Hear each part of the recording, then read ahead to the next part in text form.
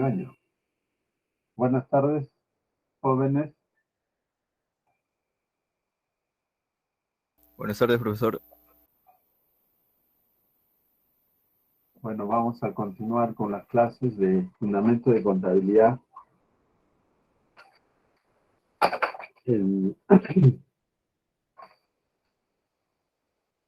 Me han convocado o me han informado que el próximo jueves tenemos examen presencial, ojo, ¿ah? Ya les han comunicado, ¿no?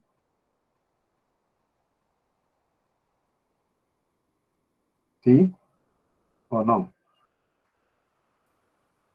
Sí, profesor. Ya, entonces han programado el examen para el día jueves a las 6 de la tarde en la facultad. Sí, profesor. Antes nosotros tenemos otro examen programado también. Bueno, en mi caso, turno tarde de 3:45 a 6 p.m. Y luego su examen. Sí, podría tenerlo en consideración también. Esto es Sí, presencial. profesor. Van a estar en la facultad ustedes. Sí, profesor, para un examen anterior al de usted. Claro, no se cruza la hora. Entonces empezamos a las 6, ¿ya? Bien, vamos a...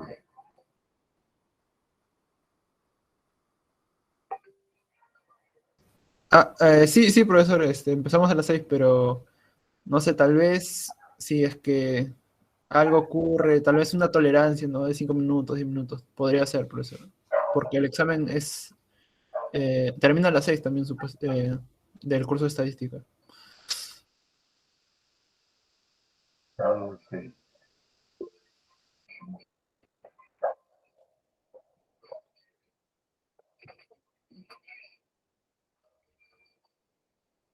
¿Pueden ver la diapositiva?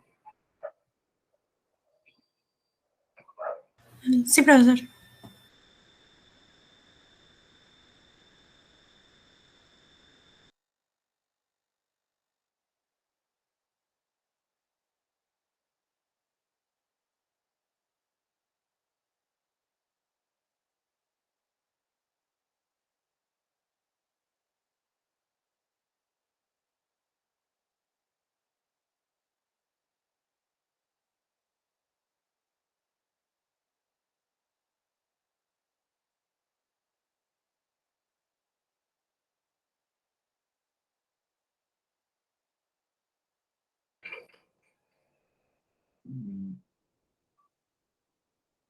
¿Sí me escuchan? Sí se escucha, profesor. Ok. Bueno, estaba explicando la planilla la vez pasada. Quiero terminar de hacerlo con el caso práctico, porque esta parte ya habíamos hablado.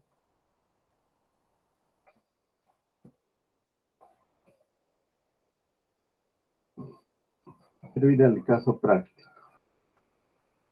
Acá tenemos un ejemplo, ¿no?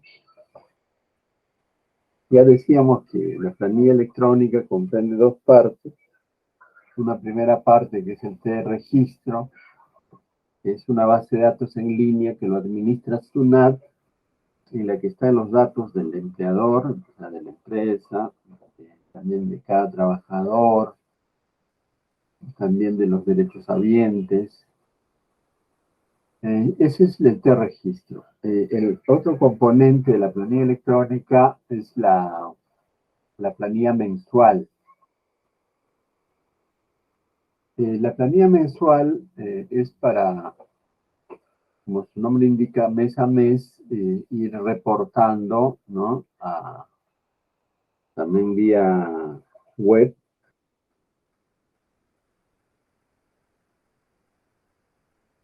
En la planilla de trabajadores de la empresa. Entonces, por lo tanto, ¿qué datos se va a reportar mes a mes? ¿Ya? Un número correlativo de la boleta de pago, los apellidos y nombres del trabajador, ¿no? ¿Qué más? El documento de identidad, el cargo que ocupa, los días, horas ordinarias y horas extras trabajadas, por cada trabajador el importe de las horas extras, la remuneración básica o permanente, la asignación familiar si tiene hijos menores de 18 años. Esa asignación familiar es el 10% del sueldo mínimo por uno o más hijos. 9, otros conceptos. Muchas veces las empresas pagan movilidad, refrigerio, ¿no?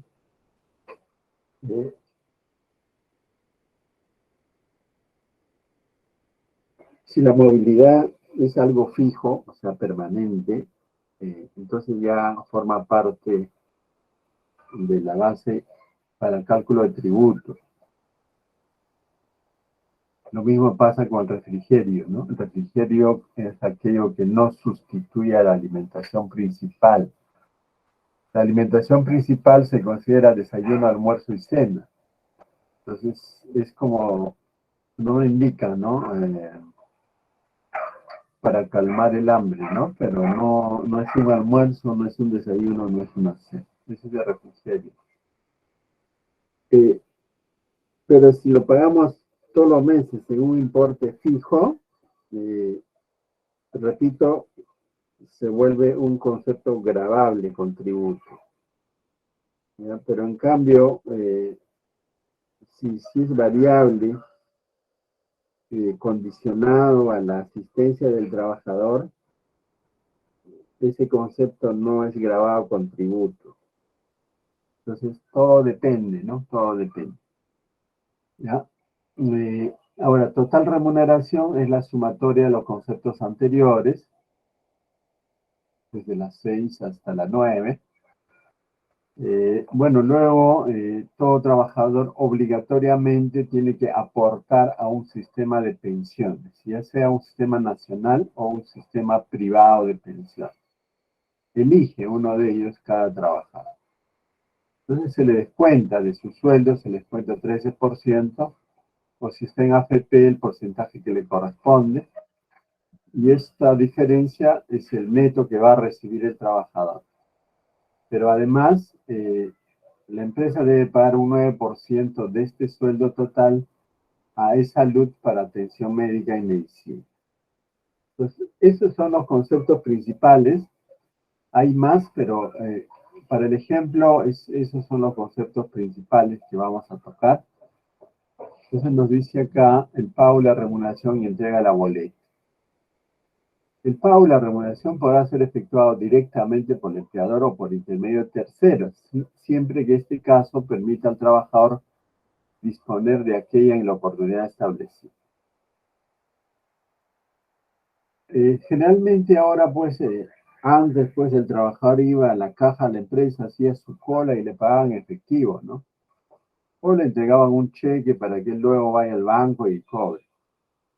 Pero ya todo eso ha cambiado con el tiempo. Actualmente le abren una cuenta a cada trabajador y le depositan.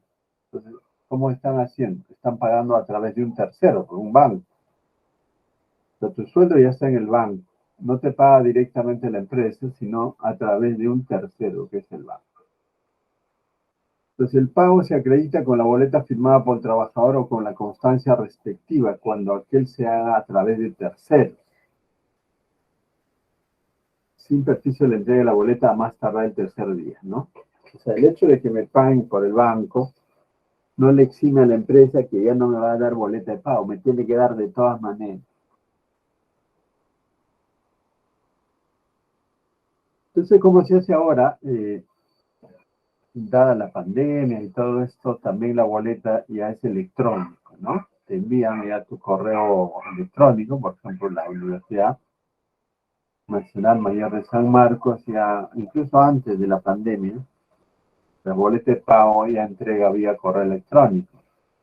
Claro, ha habido épocas, me parece que hasta el 2018, era físico, o sea, uno tenía que ir a reclamar su boleta y a veces te olvidabas y bueno, pues pasaba meses.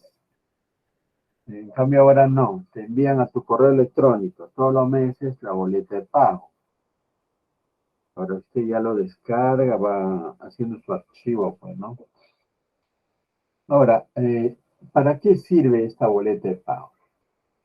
La boleta de pago sirve para que el trabajador se entere, ¿no? Qué concepto le están pagando, porque la boleta de pago es el reflejo de la planilla. Entonces ahí va a aparecer todo lo que está acá, en su planilla, ¿no? Aparecerá su nombre, su DNI, su cargo, los días que ha trabajado, sus horas extras, su remuneración básica, asignación familiar, todo. Entonces el trabajador con su boleta de pago se entera, ¿no? Cuánto gana, cuánto le han descontado, cuánto aporta AFP, cuánto pagaron al seguro de salud, todo eso. Además sirve como prueba, ¿no? Cuando haces tus trámites. Lo que pasa es que antes, por ejemplo, ya terminabas tu etapa laboral, ponte, tenías 60 años y querías jubilarte. Entonces, para que inicies tu trámite decía, demuestra que has aportado. ¿Y cómo demuestras como trabajador que has aportado? Con la boleta de pago. Pero mucha gente pues le dan boleta y lo botan. Entonces, a la hora que demuestre después de 30 años o 20 años de trabajo que ha trabajado y ha aportado, no tenía la boleta. Entonces iba a su empleador y el empleador, muchos de los empleadores ya habrían cesado, ya no estaban. Ya habían cerrado las empresas. Y así mucha gente no ha logrado tener pensión. Pese que ha aportado, ¿no? Eso es importante. Entonces la boleta de pago hay que conservarla, ¿ya? Hay que conservarla. Hasta que se mueran, si es posible, ¿no? Entonces ya más allá, porque si queda una viuda o un viudo quieres gestionar una pensión de viudes, le van a decir, a ver, traiga la última boleta de pago del difunto, ¿no? Para ver si es cierto y cuánto ganaba y todo eso. ¿Se dan cuenta? Muy bien, los empleadores están obligados a conservar sus planillas, el duplicado de las boletas y las constancias correspondientes hasta 5 años después de haber efectuado el pago. Ya, la empresa lo cuidará por 5 años, luego lo deshace, lo bota, se deshace. Así que cuando el trabajador va, búscame la boleta, ya no hay, pues. Claro, si lo han conservado, buena hora, pues si no lo han conservado, pues no hay nada de eso. ¿Me captan? Entonces, hay que tener cuidado con eso. Acá quisimos hacer un ejemplo. Como este es de enero de 2022, a enero el sueldo mínimo era 930, pero ya a partir de mayo es 1025, ¿no? Entonces, a partir de mayo, la asignación familiar será, pues, 102.5, ¿no? No, es 1020, sí, pues, 102.5, el 10%. Pero en enero sería 93. Estos serían los sueldos, ¿no? Sueldo básico, asignación familiar, movilidad, refrigerio, 2 afiliados al Sistema Nacional y 2 a la AFP. Y acá tenemos la evolución del sueldo mínimo desde 1 de enero del 2007 hasta la fecha, ¿no? Hasta la fecha. Está en 1025. Y acá sería la asignación familiar, 10%, ¿no? Hasta... Acá hay que ponerle la fecha. Ahí.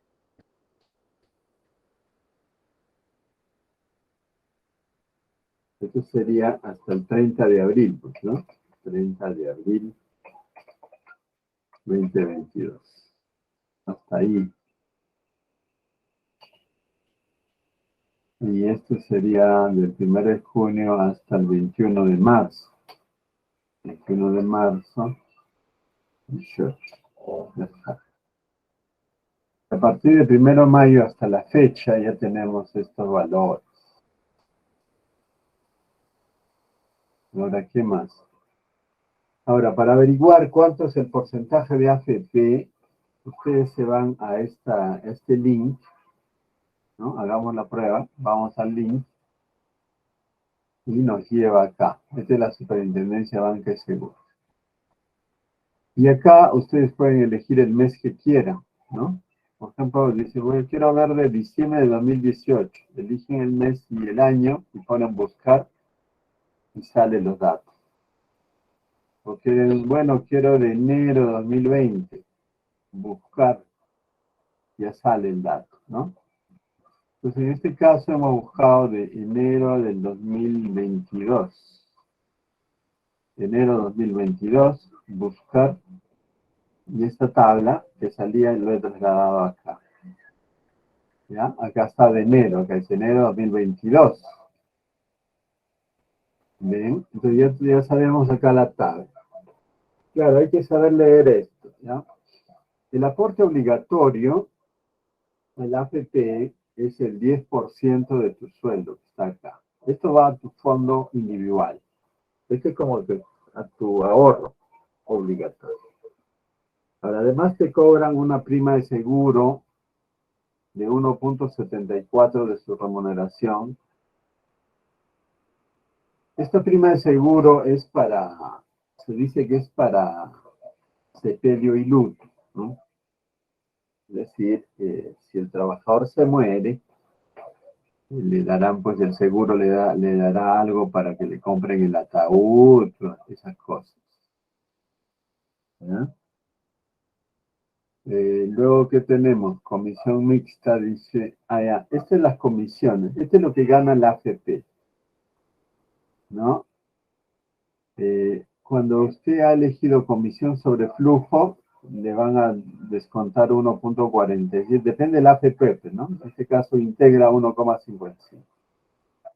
Y si usted ha elegido comisión mixta,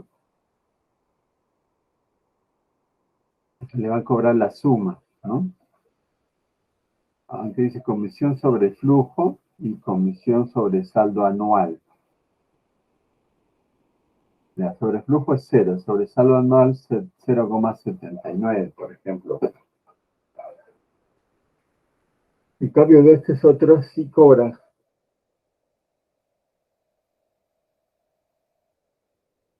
Bueno, pero solo tienes que elegir uno. O estás en comisión por sobreflujo o estás en comisión mixta. Para nuestro ejercicio asumimos que está comisión sobre flujo. Esto sería 1,55% de la remuneración mensual, ¿no? ¿Ya? Entonces, ¿qué hacemos? Sumamos 10 más 1,74 más 1,55. ¿Eso cuánto suma? 13,29. Entonces, ¿qué es lo que hemos hecho acá? ¿No? Código, hay 4 trabajadores, acá están los apellidos y nombres, su DNI, sus cargos, gerente, vendedor, secretaria, contador. ¿Cuántos días han trabajado? 25 días, ¿no? Asumiendo que de lunes a viernes, pues trabajan. Y en total 200 horas, no hay horas extras, ¿no? Tu remuneración básica. Asignación familiar, 2, porque tienen hijos, movilidad, refrigerio. Entonces todo esto lo sumamos para encontrar la remuneración total. Y a esta remuneración le sacamos el descuento, 13%, y me sale neto a pagar. Luego a esta remuneración le saco el 9%, este es el aporte a salud. Entonces, por cada trabajador. Los que están en el Sistema Nacional de Pensiones les descontamos 13%, y los que están en AFP también les descontamos ya el porcentaje que sale de esta tabla anterior, ¿no? 10 más 1.74 más 1.55. 13,29. Entonces, si vemos que en todo este mes la remuneración del personal sumó 6.806 y más asignación familiar 612, eso es el gasto para la empresa. ¿Ya? Ok, entonces el gasto para la empresa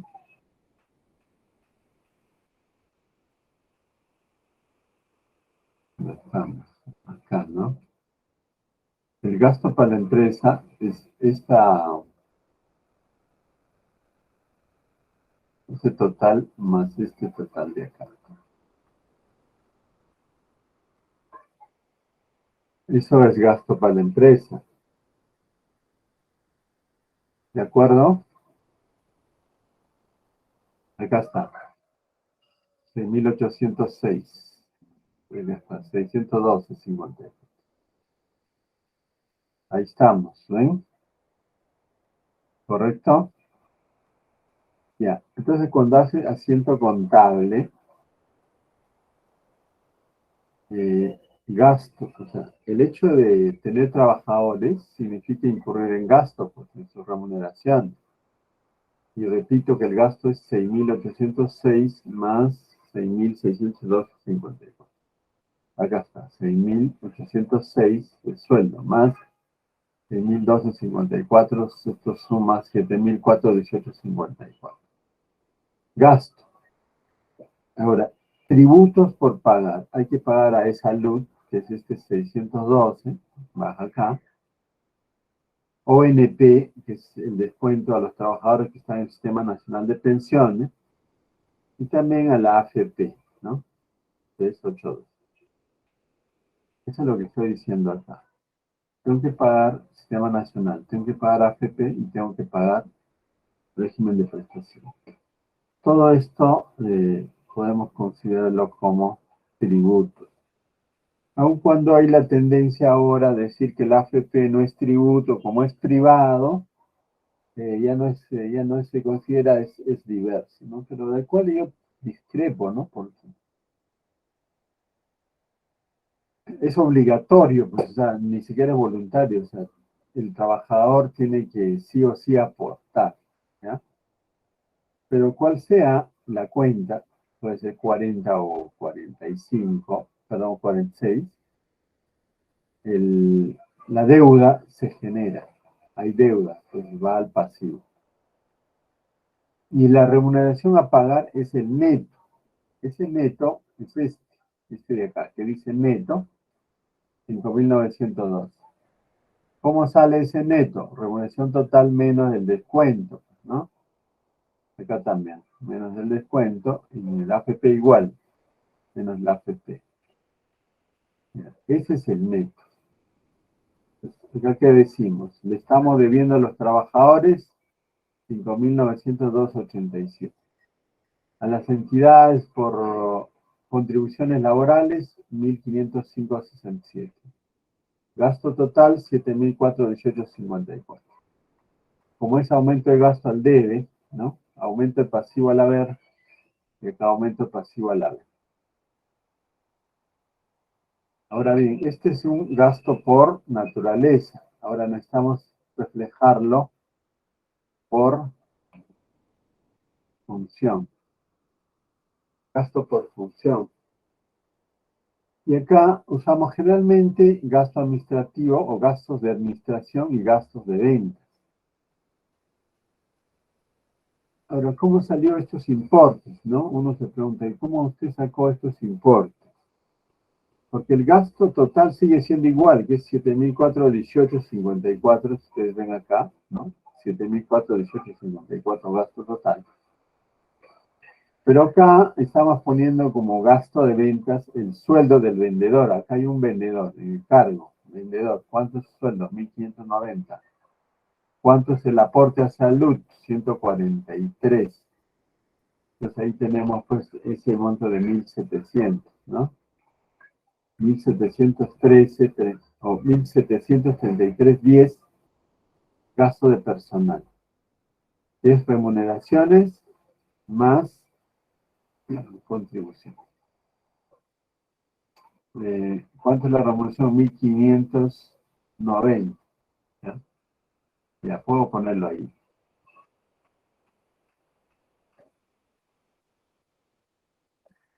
$1.590. ¿Y cuántas son las contribuciones? Las contribuciones del vendedor es 143.10.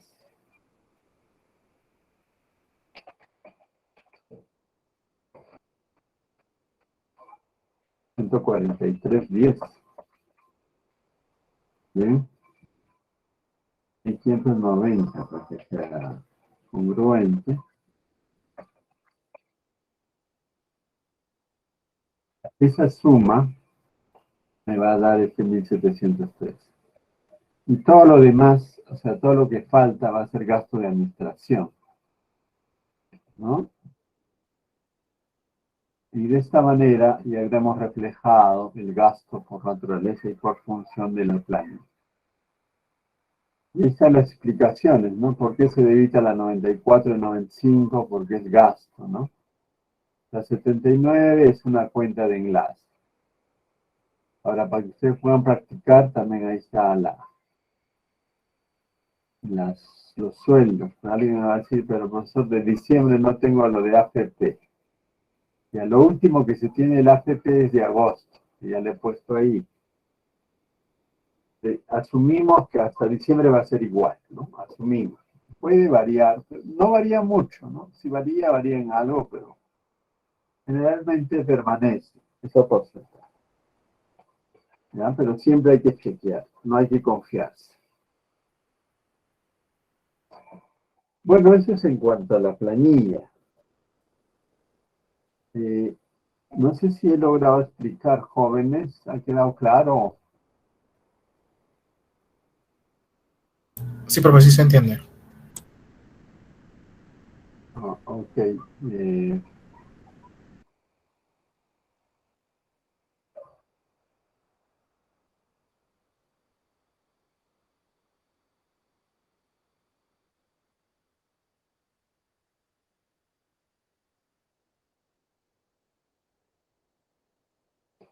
A ver, por último, para ya terminar con todo lo que es libros,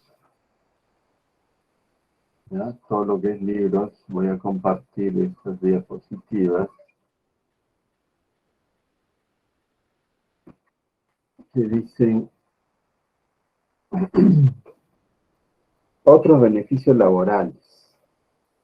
Ya, pónganse en el papel de empleador, ¿no? Ustedes piensen que van a tener su empresa y van a contratar gente. Entonces, cuando ustedes contratan personal, tienen que estar en el marco de la ley, la legislación laboral. Y la legislación laboral, pues indica que todo trabajador tiene derecho, además de su sueldo que acabamos de ver, tiene derecho a vacaciones, 30 días de descanso por año trabajado, ¿ya? Y también tiene derecho a gratificaciones, 2 gratificaciones por año, uno en julio y otro en diciembre.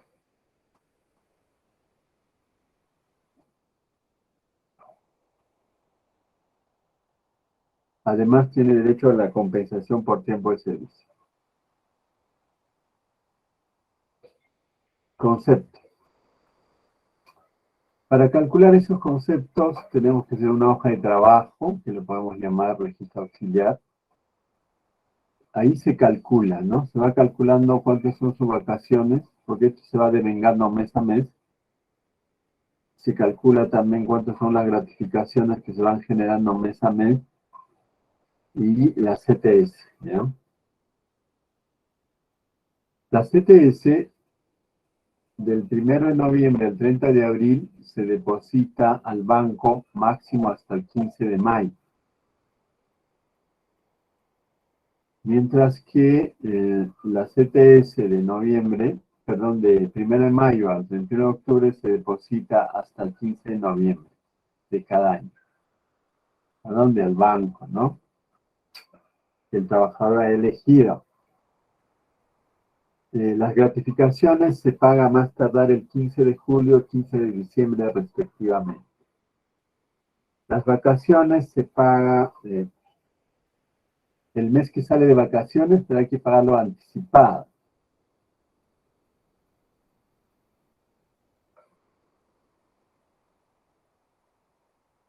¿Ya?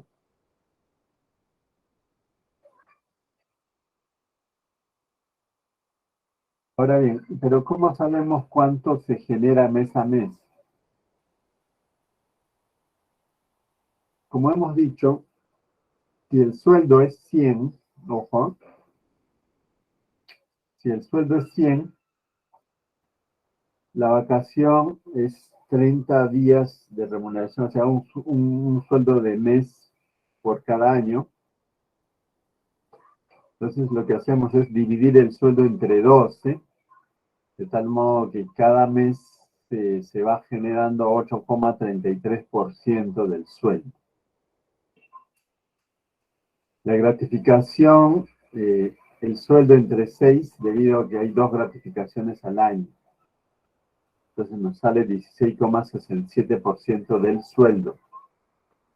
Y la CTS, es este sueldo 100 más esta gratificación 16, entre 2, me va a salir 9,72.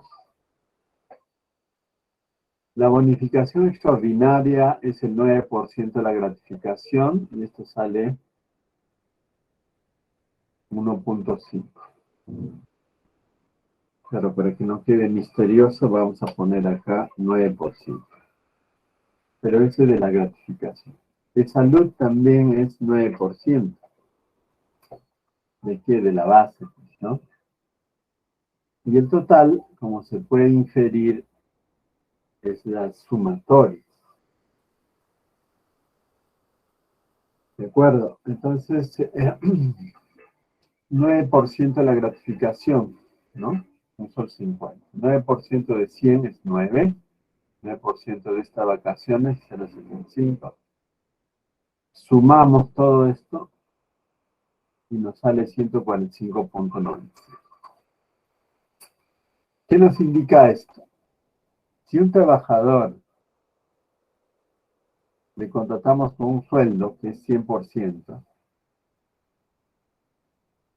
el gasto para la empresa no va a ser 100, sino va a ser 145,97, considerando todos los derechos laborales que tiene el trabajador. Es como que usted, empresario, contrata a un personal y dice, yo te voy a pagar 1.000 soles de sueldo, ¿ya? Le dice, te voy a dar 1.000 soles mensuales, ¿ya? Pero en realidad, ¿cuánto va a gastar usted como empresario? 1.459,72 por ahí, ¿ya? Vas a hablar de 145,97.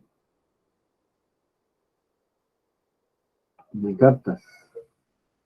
Esa es la idea. Por lo tanto, no solo es el sueldo, eso es lo que tienen que saber ustedes, ¿no? Ustedes que se preparan para trabajar en empresas o hacer empresas, tienen que saber que existe una legislación laboral que hay que cumplir, que aplicar. Si contrato un personal, repito, con un sueldo de 1.000 soles, en realidad voy a terminar gastando, ¿no?, 1.459,70 cada mes. Claro, si contrato a alguien con 10.000 soles, pues gastaré 14.597, mínimamente, al mes. Bueno, este es un cálculo de, justamente de esas vacaciones, ¿no? Con esos porcentajes. Y una vez calculado, se hace también un asiento contable, porque hay, en el plan contable hay subcuentas que hablan de gratificación, hablan de vacaciones, hablan de CTS, porque todo eso está basado en la legislación laboral, ¿no? Y toda esta parte va a significar gasto. ¿Qué es gasto para la empresa? Las vacaciones, las gratificaciones y también las CTS, gasto para la empresa. Y el aporte a salud. Acá tenemos el aporte, la gratificación, vacación, CTS. Todo suma 1.510.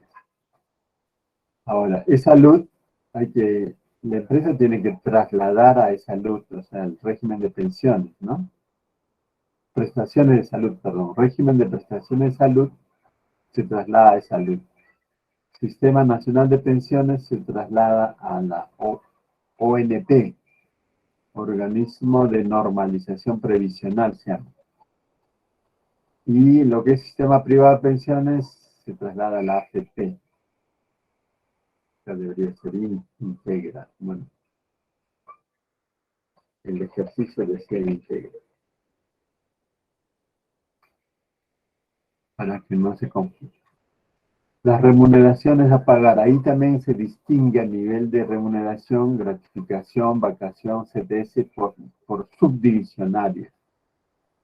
Esto que es el neto, ¿no? Todo el neto. Entonces acá tengo el gasto, el pasivo por contribuciones, el pasivo al trabajador. Y la 62 va al debe porque los beneficios son gasto, ¿no? Y la 4041 va al haber porque es incremento de deuda.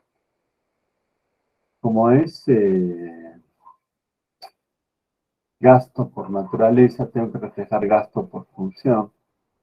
Ahora, en esta parte de ventas se ha puesto lo que corresponde al vendedor, ¿ya? Lo que corresponde al vendedor, tanto su vacación, su gratificación, su CTS mensual, y el aporte a esa salud, todo eso, lo que corresponde al vendedor, y todo lo demás va como gasto de administración. Y el gasto total, 2.510,41, sigue siendo igual de acá. ¿Correcto? Entonces, de esta manera hemos cubierto todo lo que implica el proceso contable que habíamos mostrado acá, ¿no? Que habíamos mostrado acá. ¿Qué decíamos? Que el proceso contable implica, ¿no?, un conjunto de libros. Pero acá es, ¿cuál es la idea, no? Evaluación del patrimonio inicial, evaluar las compras, las ventas, el flujo de bienes, la retribución de los trabajadores, los beneficios de los trabajadores, el flujo de efectivo, evaluación de activos fijos, de riesgos, evaluación de todas las transacciones, tabulación del movimiento de cada cuenta. Y ahora vamos a pasar a ver esta parte, ¿ya? Distribución y estado financiero. De toda esta parte, estos 3 verdes y los 8 naranjas, ya lo hemos visto ya. Ojo, ¿ya? Eso que tengan claro. Muy bien, entonces vamos a ir ahora a lo que es hoja de trabajo brevemente. La hoja de trabajo, que dice distribución de saldos, eso se hace en la hoja de trabajo. La distribución de saldos se hace en la hoja de trabajo. Bueno, así se llama desde mucho tiempo.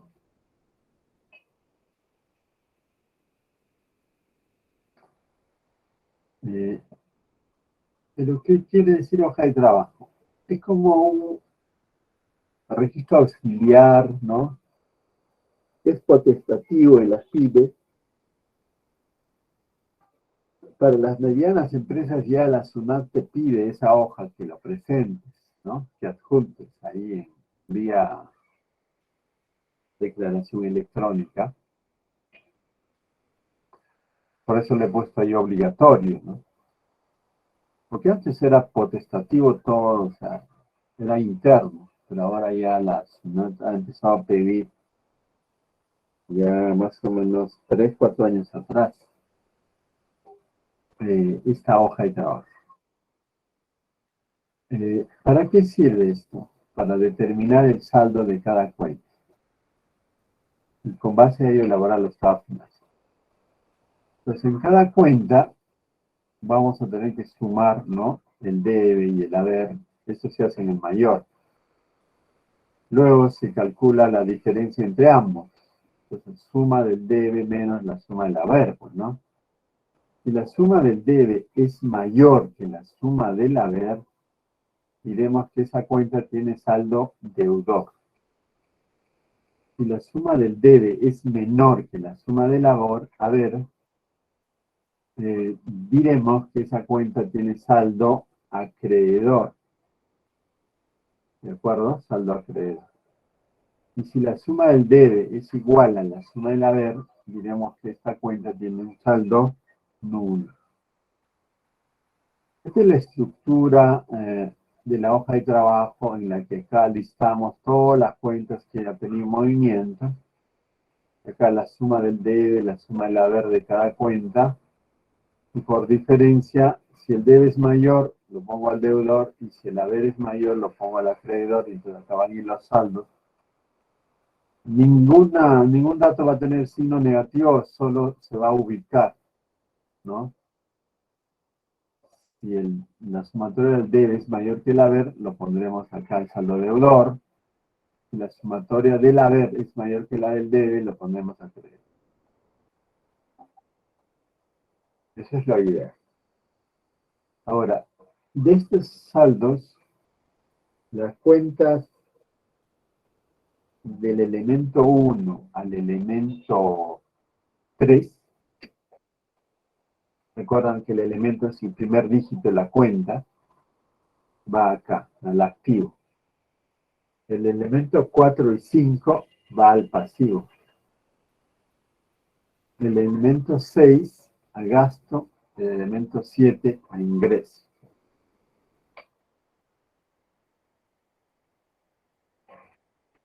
Eso es.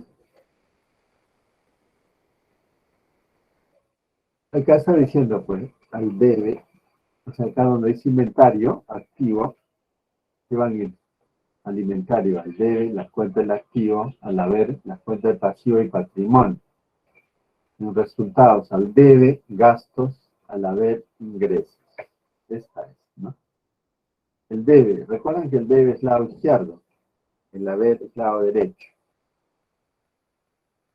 Claro que acá ya le he puesto los nombres, ¿no? Porque muchas veces estos formatos no lo vamos a encontrar así, sino en lugar de decir activo, pasivo, ingreso, va a decir debe y haber.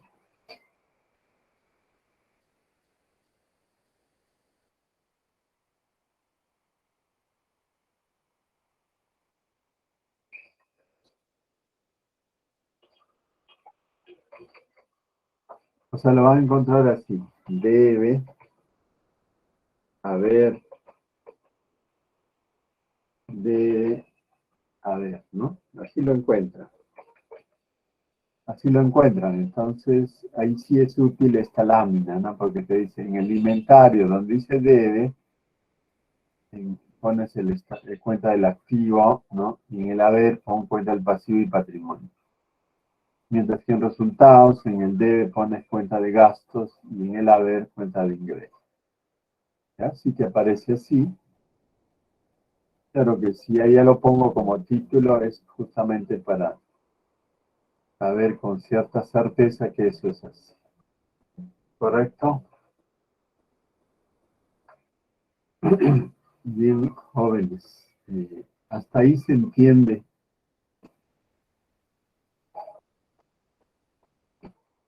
Este es nuestro plano, ¿no? Recalco, estamos en este plano y estoy hablando de esta parte, distribución de saldos. Ahora sí ya vamos a hablar de estos estados financieros. Pasamos a hablar de ellos. Pasamos a hablar de estados financieros. A ver, estados financieros.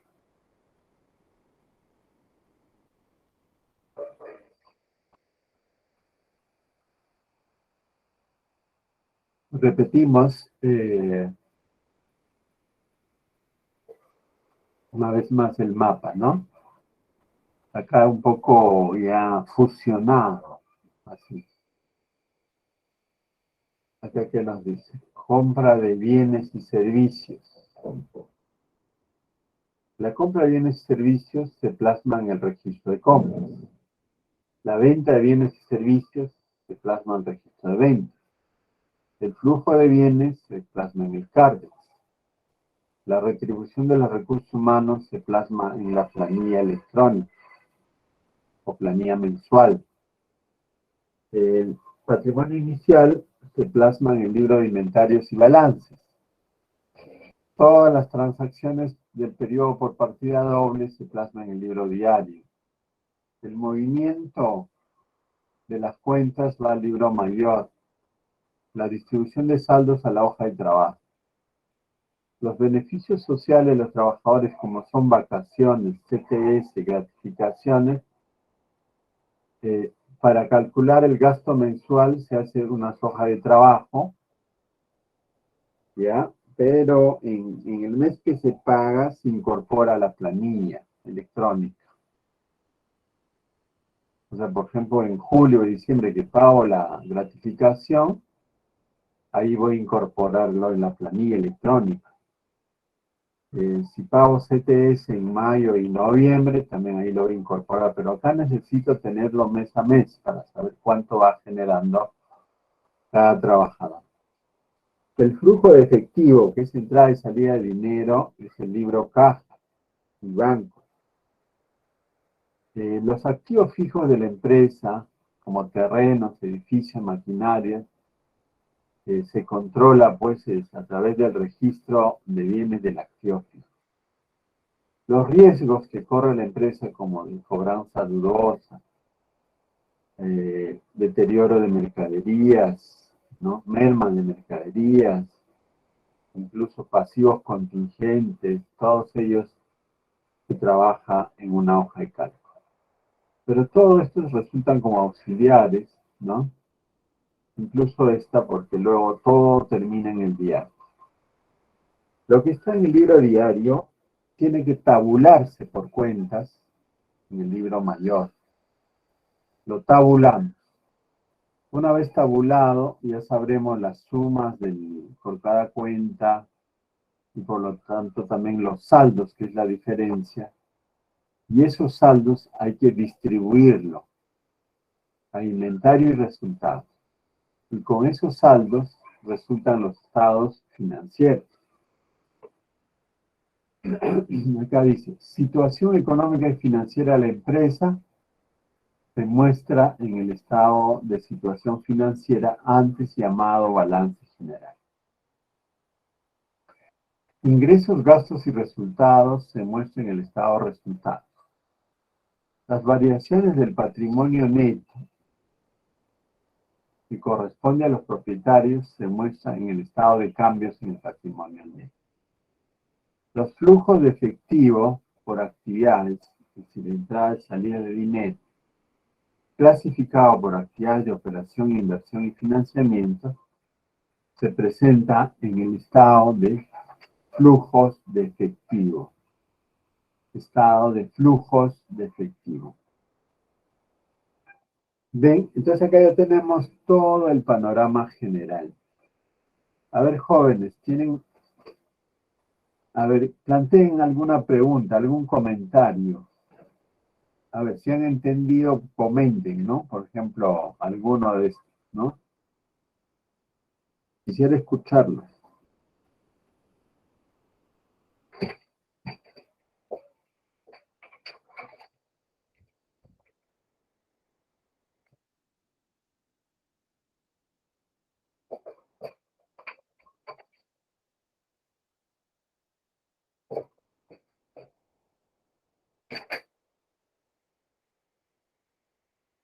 ¿Me escuchan o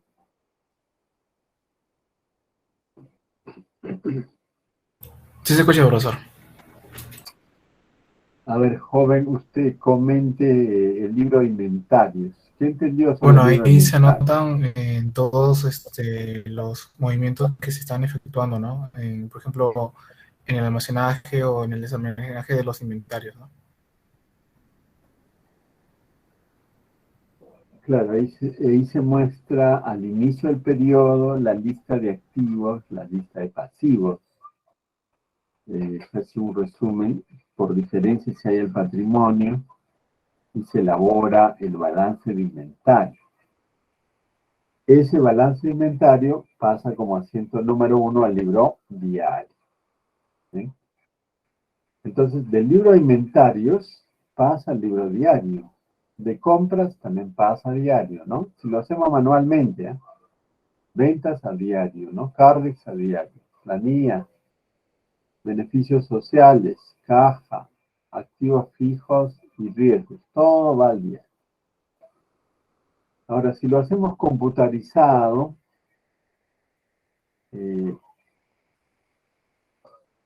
todo lo vamos haciendo al diario directamente y por reporte sale compras, sale ventas. ¿Qué más saldría? Caja podría salir. Pero los otros sí necesariamente hay que llevarlos. La planilla es un software aparte porque tienes un montón de trabajadores que controlar. Por lo tanto, también beneficios sociales. Esto de activo fijo también es un software independiente. Y el Cardex, que es otro software independiente. Ya, eso dejémoslo ahí, ¿no? Hagamos de cuenta que todo esto es manual. Entonces, si todo esto es manual, haré pues independiente cada uno de ellos, luego en resumen lo paso al diario. Luego lo tabulo en el movimiento de cada cuenta, ¿no? Para saber cuánto suman los movimientos en el debe, cuánto suma el movimiento en el haber. ¿De acuerdo? Chicos. Sí, profesor. Ahora, ¿qué son los estados financieros? Los estados financieros son reportes sistemáticos que se presentan de manera resumida, razonada, comparativa y comprensible. Claro, si bien lo elabora el contador, ¿no? Pero estos estados financieros no se elaboran para que un contador los lea, sino para que los lea el dueño, ¿no? Los gerentes, todo aquel que esté interesado en la salud de la empresa.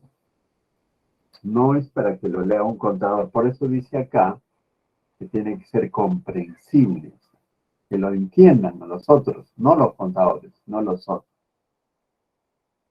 ¿Y qué es lo que va a comprender? ¿Cuál es la situación económica y financiera de la empresa? ¿No? ¿Cuáles han sido sus ingresos, sus gastos? ¿Cómo ha variado su patrimonio? ¿Cómo ha sido su flujo de efectivo? Entonces todo eso puede ser capaz de ser leído. Recuerdan que esta lámina lo presentamos ya y decíamos que había un conjunto de personas, de sujetos, que están interesados en lo que pasa en la empresa. Y lo que pasa en la empresa, ellos se enteran a través de los estados financieros. Claro que alguien nos dirá, pero los estados financieros no contienen todo, yo necesito más, claro. Eso también es cierto, pero necesita el estado financiero sí o sí.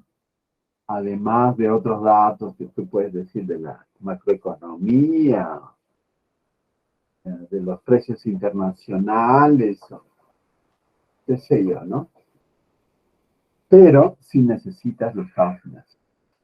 Entonces, los estados financieros debe ser un documento que les sirva al Estado, a los proveedores, a los acreedores, a los clientes, al público, a los accionistas, a los trabajadores, a los gerentes. Entonces, todos ellos deberían ser capaces de entenderlo. Y para que eso ocurra, tendríamos que elaborar un estado financiero, uno que esté resumido. Razonable quiere decir que sea verdad, ¿no? Que sea cierto. Comparativa porque se presenta de 2 años mínimo y comprensible, ya repito, porque está hecho para usuarios de la información, no está hecho para contadores.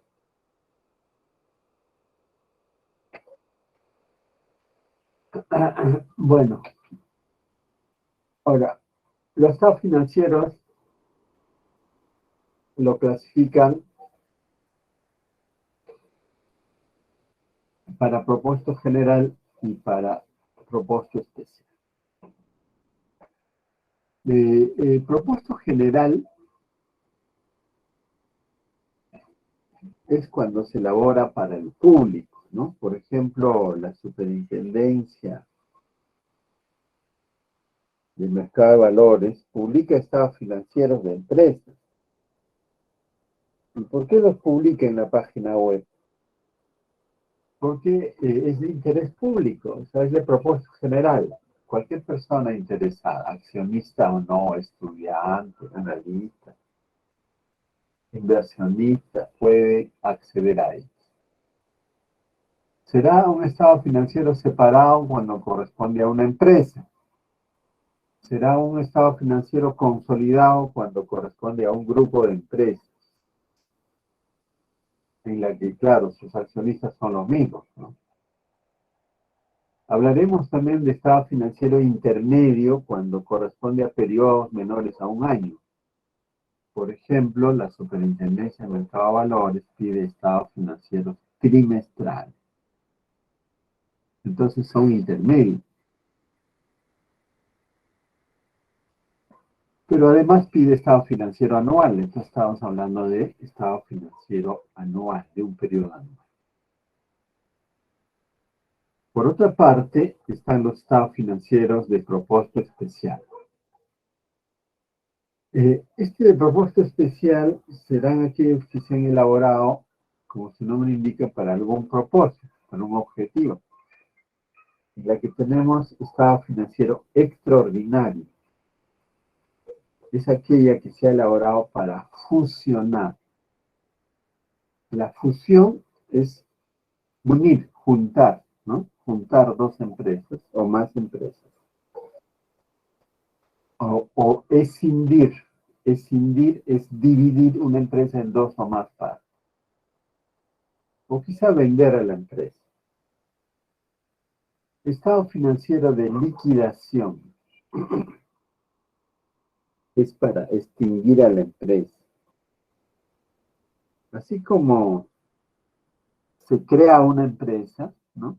Se constituye una empresa legalmente. También pues se elimina la empresa. Entonces sigue una secuencia. Los socios acuerdan la disolución, ¿no? Ese es el primer acto, la disolución. Y por lo tanto le nombran los liquidadores, ¿no? La disolución es esa especie de una sentencia de muerte para la empresa.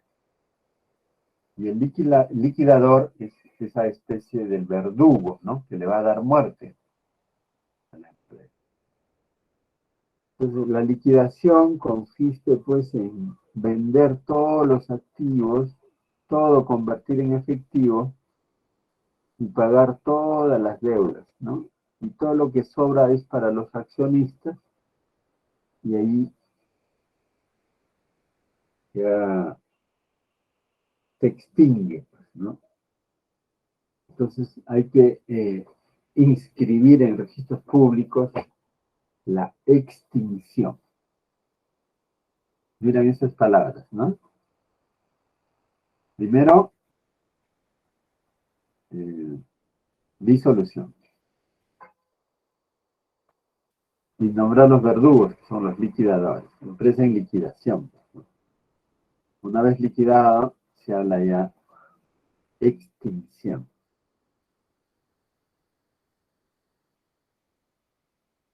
¿De acuerdo? ¿Cuáles son los componentes del estado financiero? Esto ya lo hemos visto antes, ¿no?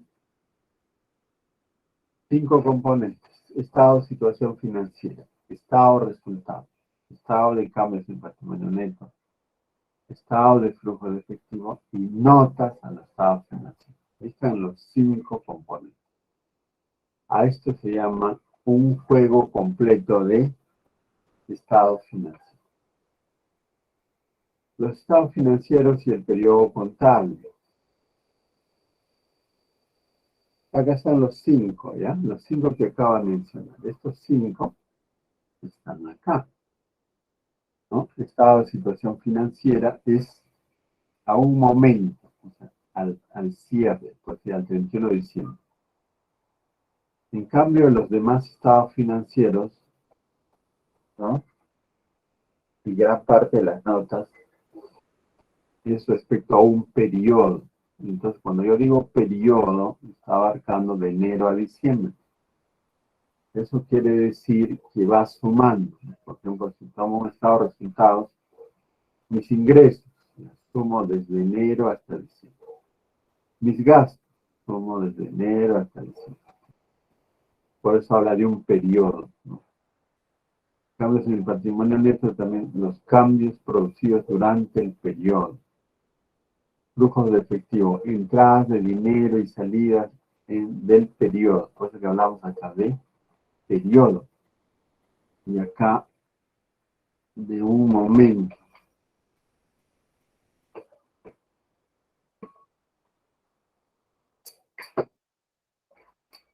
Ojo, ahora, identificación de los estados financieros. Debe exponerse necesariamente la siguiente información. En cada componente, ¿sí? En cada componente. O sea, en el estado de situación financiera, en el estado de resultados, en el estado de cambios del patrimonio neto, en el estado de flujo efectivo, en las notas, siempre hay que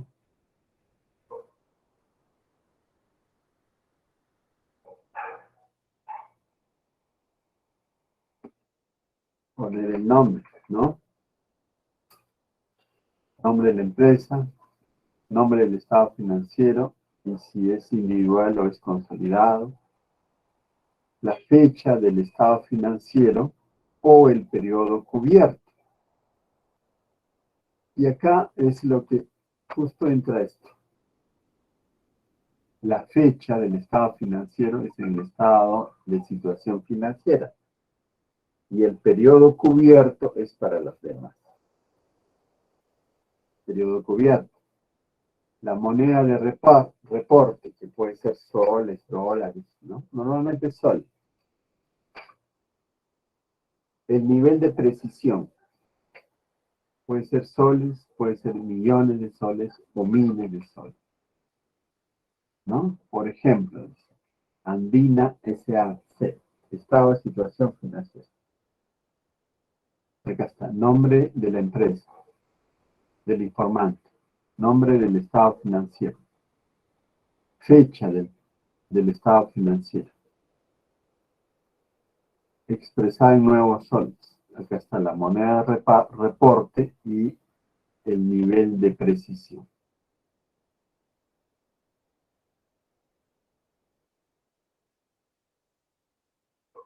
Ahora, debe ser comparativo, ¿no?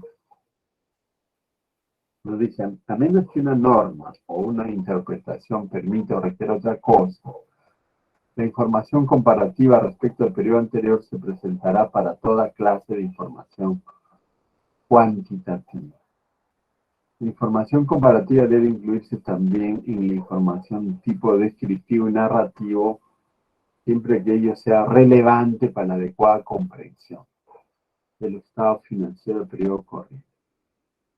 Entonces, cuando dice comparativo, la idea es que va de dos periodos, ¿no? Si hago de 2022, va junto con el 2020.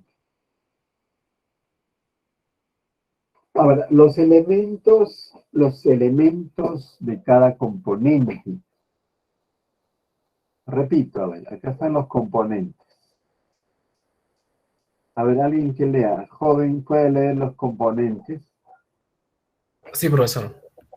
El primer componente sería el estado de situación financiera, ¿no? Que indica los activos, pasivos y patrimonio neto.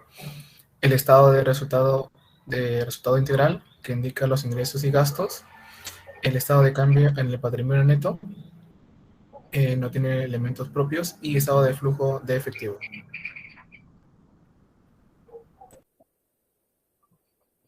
Correcto. ¿Qué elemento falta ahí?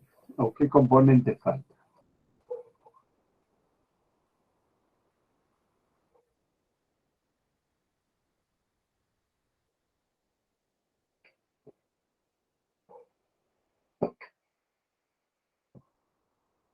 Las notas faltan, notas. ¿Ya? Recuerdan que son 5, ¿ah? Estos 4 con las notas son 5. Ese es un juego. Entonces, componente son estos 4 más las notas, ¿ya? Componente. Profesor, una consulta, las notas siempre están ahí, ¿verdad? ¿Cómo dice? Las notas siempre se encuentran en los componentes, ¿no? Sí, siempre va. Entonces, cuando acá habla de componentes, me estoy refiriendo a estos 5, ¿ya? Incluyendo a notas. Y cuando hablo de elementos de cada componente, dice, ¿no? Entonces acá dice, componente, estado, situación financiera. Elementos, activo, pasivo, patrimonio. Componente, estado, resultados. Elementos, ingresos y gastos. Componente, estado de cambios en patrimonio neto. No tiene elementos propios. Es decir, utiliza los elementos de las anteriores. El estado de flujo efectivo tampoco no tiene elementos propios.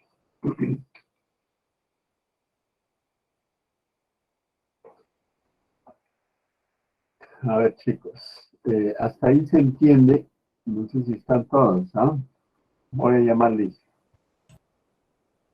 Sí, profesor. Sí se entiende, profesor.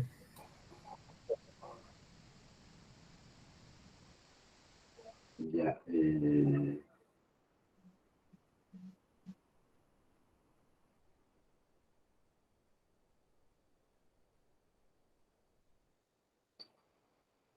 pondremos esto. Uno.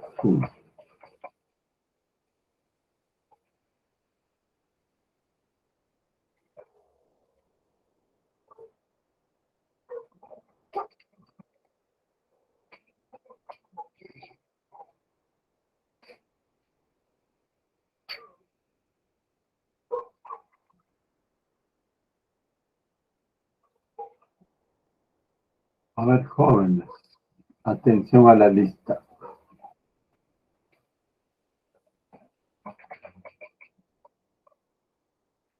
Atención a la lista. José Aragón.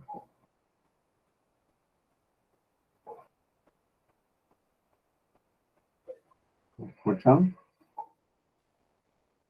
José Manuel Aragón Ocampo. Joel Santos Caguana Ogosi. Presente, profesor, buenas noches. Maricielo Colque Aguilar. Presente, profesor, buenas noches. Renzo Joaquín Chumbe Gómez. Presente, profesor. Buenas noches. Carla Yaritza Corbeta Sánchez. Presente, profesor, buenas noches. Sandy Judith Curi Aguirre. Presente, profesor, buenas noches. Davide Joel Damián Luna. Buenas noches, profesor. Presente. César Antonio Arnau Gatica. Buenas noches, profesor. Presente. José Luis Jean-Pierre Fernández León. Buenas noches, profesor. Presente. Ángela Celeste García San Miguel.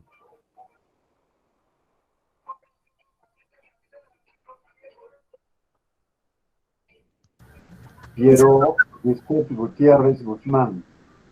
Presente, profesor, buenos días. Buenas noches, profesor. Diego Alexandro Jaime Yaures.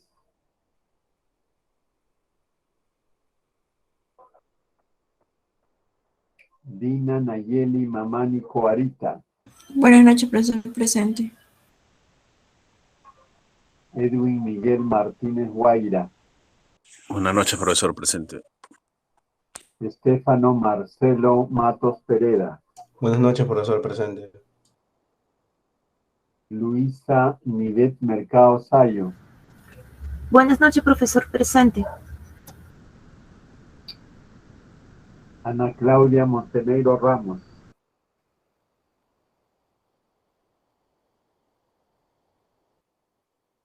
Mi compañera Montenegro tiene problemas de conexión. Francisco Daniel Morales Rengifo.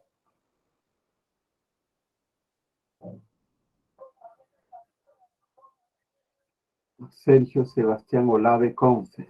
Presente, profesor. Buenas noches. Melissa Ortega Bolaños. Presente, profesor. Buenas noches. José Noé Ortiz Quispe. Buenas noches, profesor. Presente. Carlos Antonio Pachas Guevara. Buenas noches, profesor. Presente. Jessica Cecilia Quispe Vilorio. Buenas noches, profesor. Presente. Bruno Alonso Ramos Paredes.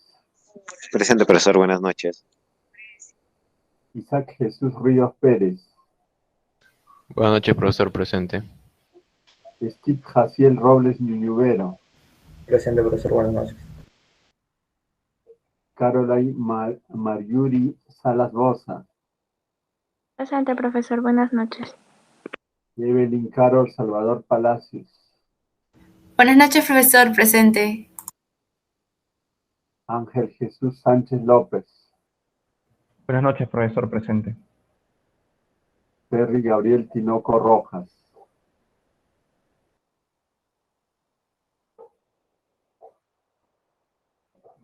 Claudia Sofía Valverde Rodas. Buenas noches, profesor. Presente.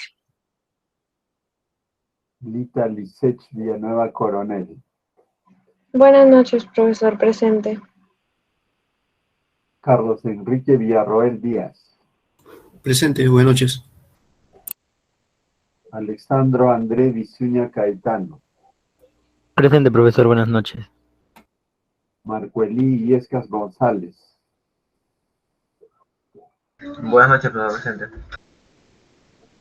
Leonid Lep Zavala Solano. Buenas noches, profesor. Presente.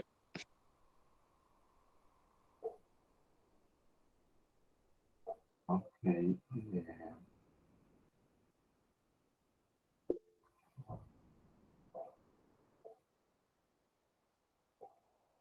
Sí, Ángela. Profesor, disculpe, García presente. Me levanto un momento y no escuché mi nombre. Profesor Tinoco presente también.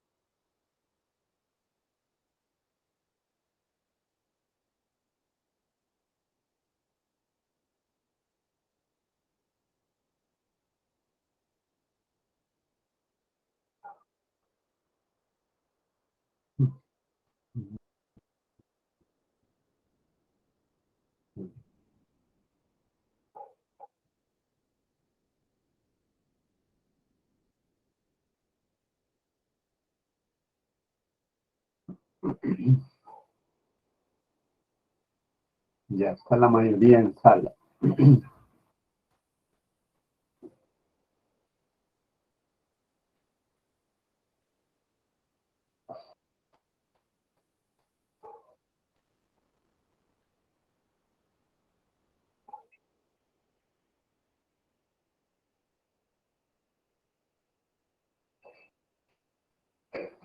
Ya, continuamos. Recuerden que un juego de estados financieros tiene 5 componentes.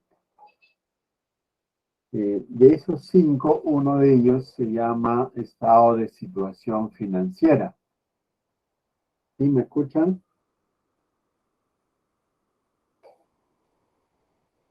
Sí, profesor.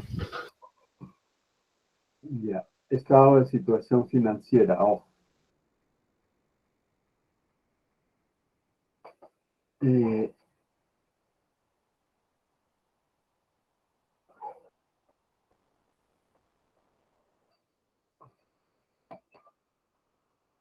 El estado de situación financiera, si queremos ponerlo en analogía, ¿no? Esto sería como una fotografía, porque refleja un momento. O sea, usted toma una fotografía, refleja pues el hecho en un momento, ¿no? Estás sonriendo o estás mirando, pero ese momento en particular, ese punto, ese momento. Eso es lo que muestra el estado de situación financiera, porque muestra, por ejemplo, al 31 de diciembre de 2022 o 2021. ¿Qué va a mostrar? El activo corriente y el activo no corriente, el pasivo corriente, pasivo no corriente, patrimonio neto. Es decir, al 31 de diciembre, ¿cuánto de activo tengo? Por ejemplo, ¿cuántos soles tengo en el bolsillo? ¿Cuánto tengo por cobrar? ¿Cuánto tengo en almacén? ¿O cuántos edificios? ¿Cuánto valen mis edificios, maquinarias, etcétera? A esa fecha en particular. ¿A quiénes debo? ¿No? Todo lo que es pasivo son deudas a corto plazo y largo plazo. Y el nivel de patrimonio, ¿no? ¿Cuánto es? Eso es como una fotografía de momento. Para los elementos de los estados financieros, esto también ya hemos hablado, ¿no? Recuerdan que definimos qué era el activo. Entonces acá nos dice, ¿qué es un activo? Un activo es producto de una transacción pasada. Es un recurso económico. El ente tiene control sobre dicho recurso. O sea, es un recurso económico controlado por el ente. Y va a generar beneficios futuros para la empresa. Prima la esencia económica sobre la forma legal. Potencial productivo, convertibilidad para contribuir al flujo de efectivo. ¿Se dan cuenta? Entonces, este es el concepto de activo. Y ese activo va a ir al estado de situación financiera. O sea, voy a poner ahí, ¿no? Todo aquel recurso controlado por la empresa del cual se espera que fluyan beneficios. Reconocimiento, cuando cumple la definición. O sea, cuando cumple la definición, reconocerá algo como activo. Además, es probable que la empresa obtenga beneficios económicos futuros derivados de ese activo. El costo del activo puede ser medido con suficiente fiabilidad. O sea, yo lo puedo medir en unidades monetarias, no con certeza. Ahora, ¿qué son los activos corrientes? ¿A qué llamamos activo corriente? Un activo debe clasificarse como corriente cuando, uno, dice, se espera que sea realizado o se pretende venderlo o consumirlo en el ciclo normal del negocio. Fíjense esto, ¿qué es el ciclo normal del negocio? Compra, venta, cobranza. Es una vuelta ese ciclo normal. Si fuera una empresa comercial, ¿qué hago? Compro la mercadería, lo vendo y cobro. Ya terminé el ciclo. Es una empresa industrial. Compro la materia prima, fabrico, vendo, cobro. Ya digo, una vuelta al ciclo. Ese es el ciclo de negocio. Ahora dice, si el ciclo es menor a 12 meses, se considera 12 meses.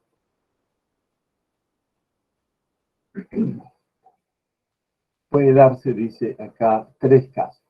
Uno, caso A, de que el ciclo del negocio sea menor a 12 meses. B, que el ciclo sea igual a 12 meses. Entonces, en cualquiera de estos dos casos, encaja en un periodo contable, que es de un año. C, que el ciclo sea mayor a 12 meses. Eso ocurre, nos dicen, en algunas industrias, licores, quesos, madera. Claro, por ejemplo, ustedes han visto cuando dice whisky de 12 años, ¿no? Quiere decir que el proceso productivo demora 12 años, pues. Entonces, ¿qué haces? Compras la materia prima, produces durante 12 años, luego lo vendes. El ciclo es mayor a un año. Entonces, para esas empresas puede ser corriente, ¿no? La materia prima. También hay quesos, ¿ya? Alguien decía, pero los quesos no puede ser más de un año. Pero sí hay quesos que elaboran, que demora 3 años en la producción, ¿no? Eso lo he leído, creo que es en Italia, ¿no? Que producen quesos. Un tipo de queso. ¿Sí? Ahora, ejemplo de activo corriente. Cuenta por cobrar comercial, inventario de mercaderías, materias primas, productos terminados. Ahora, ¿qué es el ciclo normal de un negocio? Dice, es el periodo de tiempo requerido, ¿no?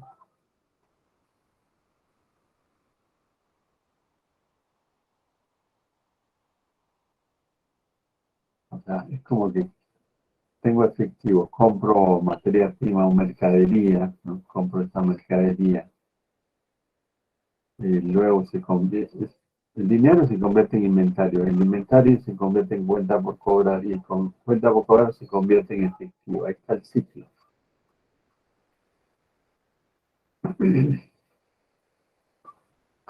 Cuando el ciclo normal de una explotación de una entidad no resulte claramente identificable, se asume que es 12 meses. Ya. Ahora, 2. Se mantiene primordialmente con fines de negociación. O sea, para venta, ¿no? Entonces, activo corriente también será aquello que se mantiene para venta. Por ejemplo, nos dice activos financieros, medidos a valores razonables, disponibles para la venta, activos financieros derivados. 3. Se espera realizarlo dentro de los 12 meses posteriores a la fecha del estado de situación. Pero yo estoy haciendo estados financieros hasta el 31 de diciembre de 2021 y espero que en los próximos años, o sea, en los 12 meses siguientes, se va a realizar, o sea, se va a vender, se va a cobrar, a eso se refiere. 4. El efectivo u otro medio líquido de libre disponibilidad, aquello que no esté sujeto a restricción por un tiempo mayor a 12 meses. Entonces acá, en buena cuenta, nos está diciendo que el dinero es también activo corriente.